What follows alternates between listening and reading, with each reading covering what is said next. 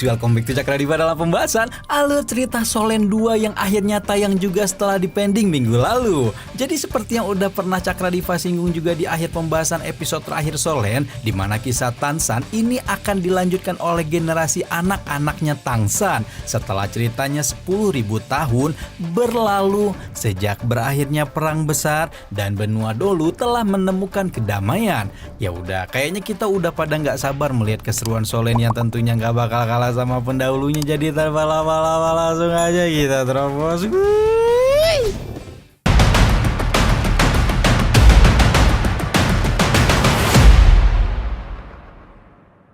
Jadi yang mungkin belum tahu sama sekali tentang Solen 2 dan belum juga ngelihat spoiler yang sebelumnya Cakradiva buatin, jadi kita lihat ulang penjelasan Tansan tentang latar belakang Solen 2 ini dari Tansan yang lagi ngobrol cantik sama Shou di dunia dewa. Seperti yang udah kita bahas di spoilernya juga, Tansan lagi galau memikirkan dunia roh yang ceritanya sudah berlalu puluhan ribu tahun setelah dia tinggalkan. Satu hari di alam dewa sama dengan 1 tahun di dunia fana. Dan Tansan telah berada di alam dewa selama 20 tahun karena pertaruhan antara dewa kebajikan dan dewa kejahatan. Tansan tidak bisa tinggal lebih lama di dunia roh karena harus menyelesaikan masalah penegakan hukum di alam dewa sendirian. 哥，刚才我看你神色凝重，又……小七睡着了。 Di waktu itu juga sekte Tang yang sudah Tansan dirikan susah payah hilang di telan zaman karena adanya perubahan kerak bumi sekitar 4.000 tahun yang lalu. Pergeresan kerak ke bumi itu membuat benturan antara benua-benua yang ada di jagat raya sehingga dunia roh pun ikut meluas. Salah satu benua yang muncul dan membentur benua Dolu adalah benua Ryu atau benua matahari bulan yang kemudian terlibat perang besar dengan kekaisaran-kekaisaran di benua Dolu. Meskipun ketika itu benua Dolu telah disokong oleh senjata rahasia sekte Tang, pada akhirnya kemajuan teknologi di benua Ruesu masih mampu mengalahkannya dan karena itulah sekte Tang pun mengalami kemunduran. Seiring juga munculnya banyak benua lain di dunia roh. Betapapun Tansan berusaha untuk tidak terlalu memikirkan sekte Tang yang memang harus musnah karena perkembangan zaman, Dewa Ganda penegak hukum itu masih tidak bisa biasa-biasa saja karena sekte Tang merupakan sebuah perjuangan panjangnya. Walaupun begitu, Tansan merasakan bahwa sebentar lagi akan muncul bintang baru di dunia roh, di mana bintang baru itu akan memiliki ikatan erat dengan sekte Tang. Bintang baru yang Tansan maksud itu memiliki takdir begitu misterius hingga bahkan Tansan tidak mampu melihat takdirnya dengan jelas. Nah, tepat ketika Tansan dan Shou membicarakan masalah bintang baru inilah ada sosok gadis yang tidak lain dan tidak bukan adalah anaknya Tansan yang bernama Tang Wutong. Mendengarkan pembicaraan kedua orang tuanya sehingga timbul rasa penasaran besar pada entitas yang disebut-sebut sebagai dunia roh tersebut. 似乎很好玩啊！爸爸妈妈说起斗罗大陆。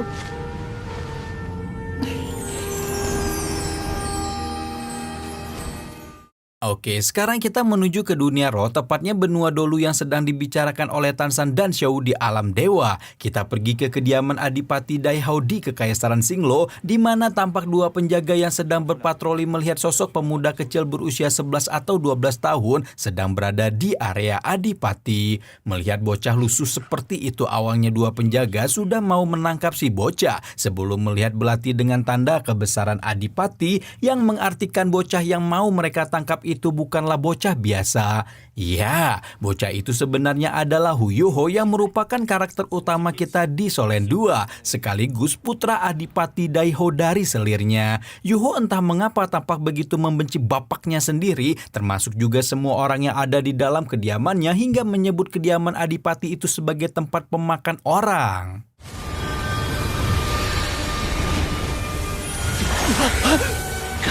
混蛋！小公子他哪里去了？你还叫走？ Tepat setelah Yuho mengata-ngatai bapaknya sendiri, sosok pemuda kecil itu menghilang dari hadapan dua penjaga, membuat dua penjaga itu auto kebingungan, menyadari kemudian bahwa si bocah yang marah-marah barusan kemungkinan besar adalah tuan muda kecil mereka, yang keberadaannya selalu dibenci oleh nyonya besar alias istri sah Daiho. Tidak mau terus-menerus membahas sosok tabu di kediaman Adipati, dua penjaga pun memutuskan untuk menyudahi obrolan mereka tentang Yuho, membiarkan tuan muda kecil mereka untuk pergi begitu saja entah kemana. Apalagi sebentar lagi Daiho akan segera tiba di kediamannya setelah kembali dari dinas besarnya di benua Dolu.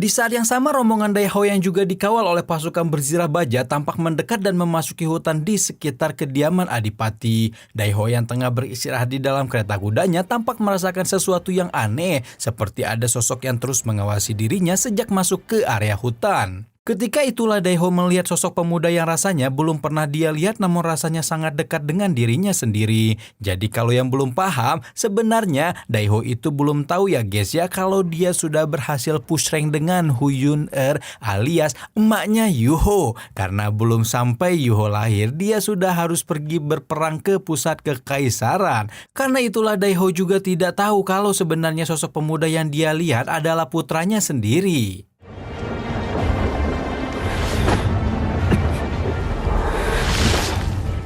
Bayangan yang sekilas lewat itu benar-benar membuat hati Daiho berada dalam kebingungan karena entah kenapa sosok asing tampak begitu familiar baginya. Namun saat Daiho tidak menemukan siapapun di sekitarnya, Adipati Kekaisaran Singlo itu pun berpikir kalau mungkin kehadiran sosok asing itu hanya bayangan semata dan melanjutkan perjalanan menuju kediaman yang telah belasan tahun dia tinggalkan. Sementara itu di sisi lain, Yuho juga tak mau lagi melibatkan diri dengan Daiho karena berpikir kalau ayahnya adalah orang yang jahat yang selama ini membiarkan dirinya dan ibunya ditindas oleh permaisuri Adipati yang kita sebut aja dia Mawar.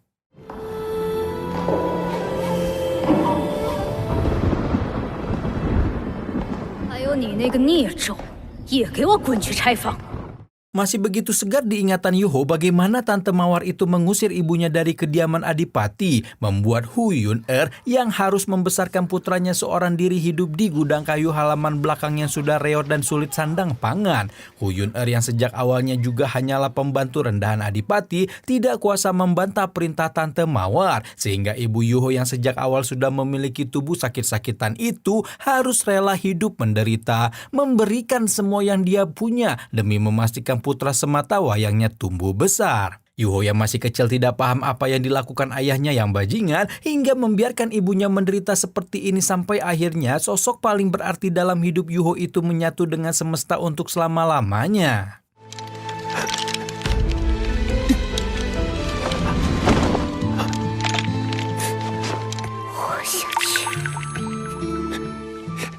Sejak ibunya meninggoy karena ketidakadilan, Yuho sudah bertekad bahwa dia akan menjadi Master Roh apapun yang terjadi, meskipun harus menghabiskan 10 tahun, 20 tahun, 50 tahun, bahkan seumur hidupnya untuk menjadi Master Roh. Yuho berjanji kalau dia akan menjadi kembali suatu saat lagi demi menagih keadilan untuk ibunya. Yuho paham bahwa sekarang dia telah mencapai level 10 yang mengartikan dia sudah bisa mencari cincin roh, di mana cincin roh itu adalah syarat bagi seorang pejuang roh untuk menjadi Master Roh yang sesungguhnya. Sejak itulah dengan pembekalan seadanya termasuk sejumlah kecil tabungan, peta sederhana kekaisaran, dan juga belati putih peninggalan ibunya, perjalanan Yuho untuk menjadi seorang Master Roh pun resmi dimulai.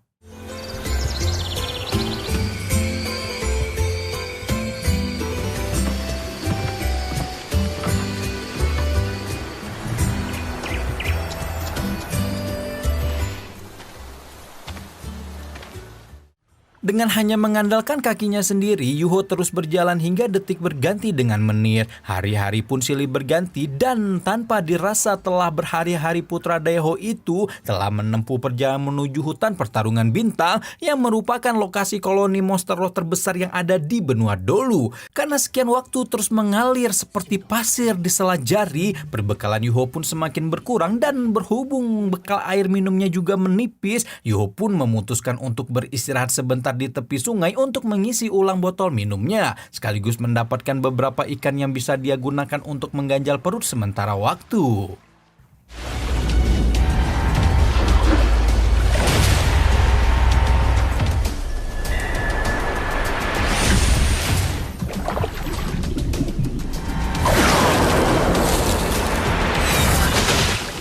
Untungnya Yun-Er telah mengajarkan dasar-dasar ilmu berburu kepada Yuho dan dengan bantuan mata rohnya Yuho juga bisa membuat waktu di sekitarnya berjalan lambat hingga memudahkan proses perburuan yang dia lakukan. Dan benar saja dengan kemampuan berburu dan bantuan dari mata rohnya, Yuho mampu menangkap beberapa ikan dalam sekejap dan segera memanggang ikan-ikan itu hingga mengeluarkan aroma lezat yang begitu menggoda. Namun ketika Yuho berniat untuk memakan ikan-ikan itu,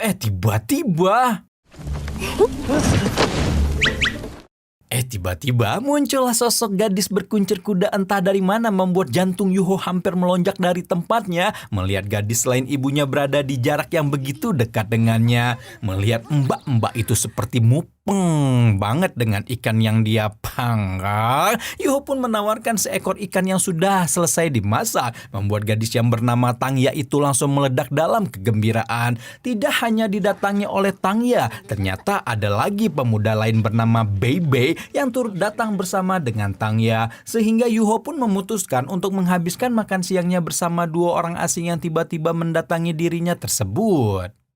大哥哥，也请你吃。 Setelah menghabiskan cukup banyak waktu untuk menikmati makan siang mereka, Yuho menyadari bahwa waktu semakin sore dan dia harus segera memasuki hutan pertarungan bintang untuk memulai perburuannya. Tangya dan Bebe saling bertukar pandangan tidak percaya jika pemuda sekecil Yuho mau memasuki hutan pertarungan bintang seorang diri. Sementara itu Yuho yang lagi digibahin malah sudah sampai di hutan pertarungan bintang, membuatnya menarik napas panjang-panjang untuk menahan kegelisahan dan kegugupan yang sekali lagi merasuk dalam hatinya. Baru setelah berhasil memupuk semangatnya lagi, Yuho pun menegakkan badan dan memantapkan tekad untuk memasuki kawasan paling berbahaya yang pernah ada di benua Dolu.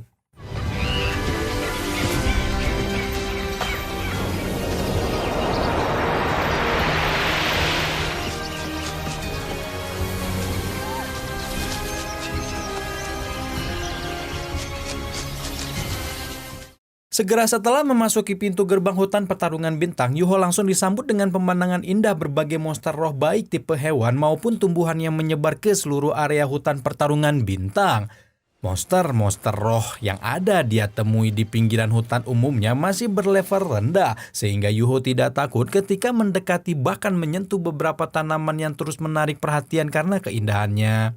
Meskipun dibanjiri oleh perasaan tenang dan nyaman, Yuho tidak mengendurkan penjagaannya sama sekali dan mampu merasakan bahwa ada monster roh berbahaya yang sedang mendekat ke arahnya. Suara derap langkah yang berlari juga, dengus-dengusan binatang buas itu semakin dan semakin kencang di telinganya, membuat seluruh sistem saraf Yuho menendangkan kewaspadaan hingga tiba-tiba...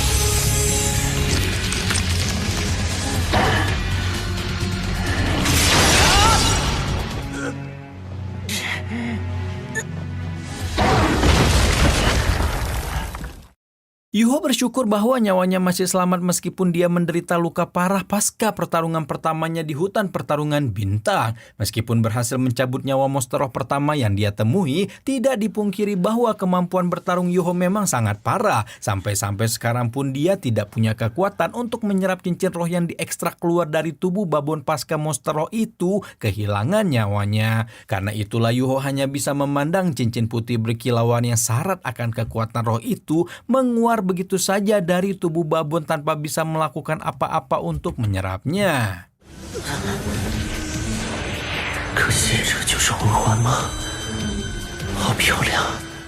Yuho awalnya sudah pasrah saja merelakan cincin roh pertamanya hilang dan fokus untuk merelakan gelombang rasa sakit yang terus menghujam seluruh tubuhnya. Namun tiba-tiba saja aura dingin menyerbunya dari segala arah, membuat kesadaran Yuho yang sempat mau hilang langsung kembali, berpikir kalau ada sosok monster lain yang sedang mendekat ke arahnya. Saat ini, Yuho sudah tidak lagi punya kekuatan sama sekali untuk melakoni baku hantam lain. Namun tanpa menunggu persetujuan dan kesiapannya, muncullah sebuah ular sutra raksasa dengan kepala bulat yang begitu imut. Namun tanpa tedeng aling-aling menarik kesadaran Yuho ketika hawa dingin yang ulat sutra keluarkan itu membekukan tubuhnya.